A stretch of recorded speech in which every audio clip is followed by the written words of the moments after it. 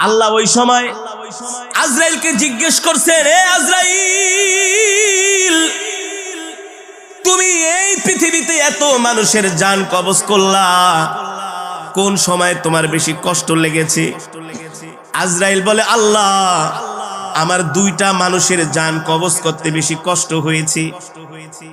দুইটা মানুষের জান কবজ করতে আমার কষ্ট হয়েছে।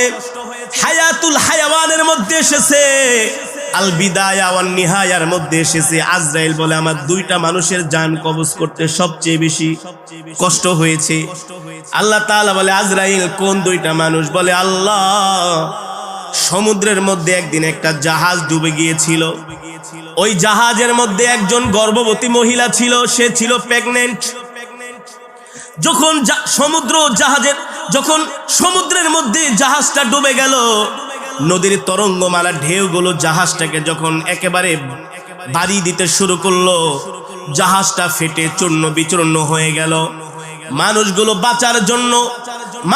বাঁচার জন্য আর্তনাদ করতেছে, তোমার কাছে সাহায্য চাচ্ছে। ওই অবস্থায় ওই সমুদ্রের মধ্যে জাহাজের তক্তার উপরে একটা মহিলা, গর্ভবতী মহিলা, ওই তক্তা ধরে কোন রকম বেঁচে ছিল। কিন্তু তার পেটে ছিল সন্তান। সন্তানটা প্রসব করবে। এই অবস্থায় আপনি আমাকে হুকুম দিয়েছেন, যাও এই মহিলার জান কবজ করে নিয়ে আসো। ওই সময় আমার খুব মায়া লেগেছিল, এই অবস্থায় যদি আমি এই মহিলার জান কবজ করি, এই মহিলারই কি হবে আর বাচ্চাটারই কি হবে? তাও সমুদ্রের মধ্যে প্রচন্ড ঢেউ। যদি তীরে হতো অথবা কোনো লোকালয় হতো, আমার এত মায়া লাগতো না।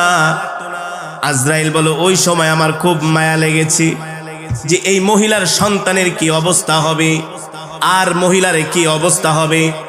আজরাইল বলে, আল্লাহ, আমার হাতে তো কোনো ক্ষমতা নাই, সর্বময় ক্ষমতার মালিক কি? আরো জোরে বলেন, কে? ইন্নামা আমরুহু ইযা আরাদা শাইআন আইয়াকুলা লাহু কুন ফায়াকুন। আল্লাহ বলে, আমি আল্লাহ এমন আল্লাহ, আমি আল্লাহ যা ইচ্ছা তাই করি। আমার আল্লাহর যখন যা মন চায় আমি তাই করি। আমি যদি কোনো কিছু করতে চাই, আমি আল্লাহ কারো কাছ থেকে পারমিশন নিতে হয় না, নিতে হয় একমাত্র শুধু আল্লাহর নবীর জান কবজের সময় আজরাইল নবীজির কাছে অনুমতি চেয়েছে। আপনার আমার নবী, বিশ্ব নবী, তার কাছে এসে আজরাইল বলে, ওগো আল্লাহর নবী, আল্লাহ তাআলা আমাকে পাঠিয়েছেন আপনার জান কবজ করার জন্য। কি পাঠিয়েছেন?